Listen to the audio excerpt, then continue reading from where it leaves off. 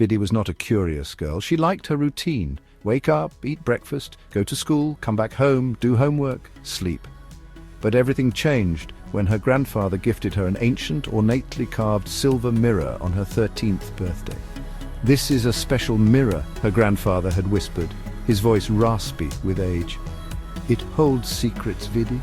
But be careful, child, not all secrets are meant to be revealed." Vidhi, though not particularly adventurous, was intrigued.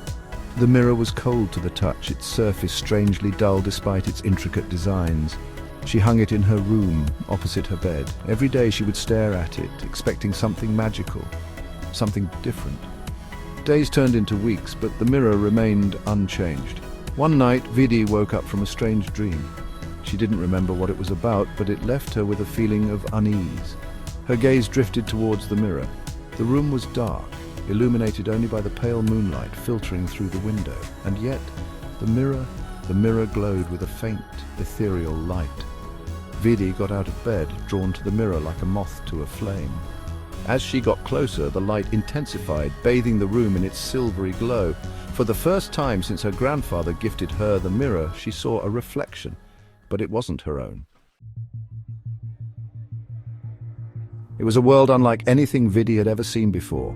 The sky was a brilliant, almost blinding crimson, streaked with threads of gold and violet. Rivers glowing with an inner luminescence floated in the air, seemingly defying gravity. Strange, beautiful plants with luminous leaves swayed rhythmically, though there was no wind. People, tall and slender, with skin that shimmered like moonlight on water, moved silently through this landscape. Their eyes, large and almond-shaped, held a strange sadness, a deep longing.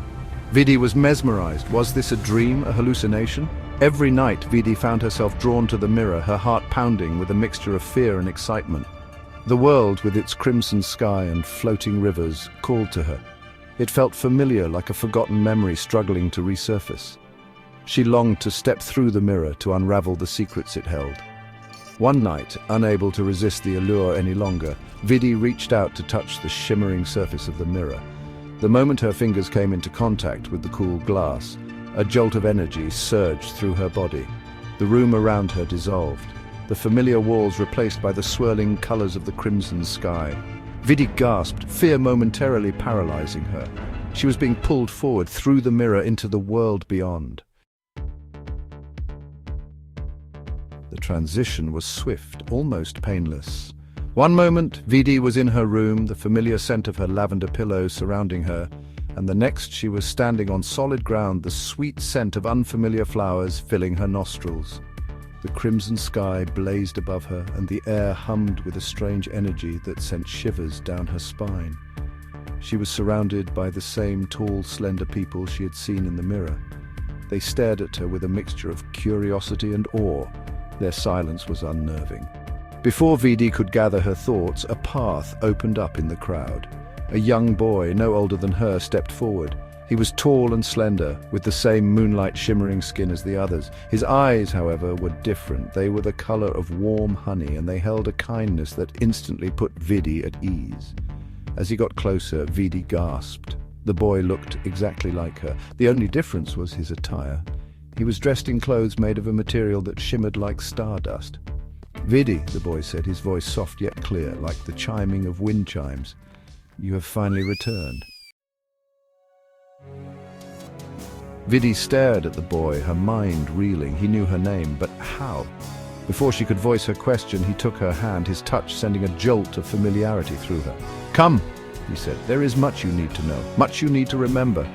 He led her through the crowd, who parted for them like water, towards a magnificent palace carved from a single, gigantic, luminous tree.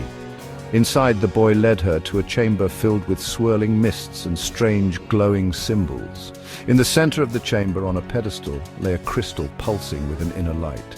"This, Vidhi, is the memory stone," the boy said. "It will help you remember who you truly are." Hesitantly, Vidhi touched the stone.